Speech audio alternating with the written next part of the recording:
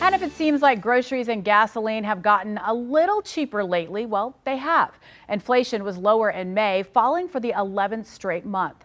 That could mean no more interest rate hikes, at least for now. Nancy Cordes reports.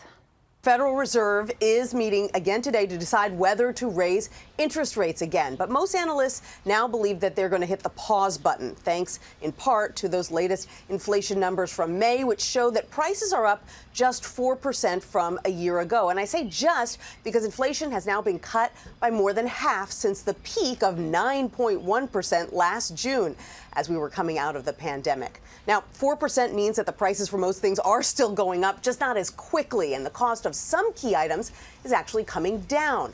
Gasoline, for instance, is now about $1.40 less per gallon than it was at the peak, and the price of eggs dropped nearly 14% from April to May. You may have noticed that in the grocery store. That's a signal to the Fed that 10 straight interest rate hikes in a row have worked to cool the economy somewhat and bring down inflation, and that the Fed may not need to do an 11th rate hike right now. Good news, of course, for anyone looking to buy a car or a house. Now, we're not completely out of the woods when it comes to inflation. The Fed would like to see it at 2% rather than 4%, but the White House is still calling this a win, because typically when you start to see inflation come down, you start to see job losses go up, and we're not seeing that right now.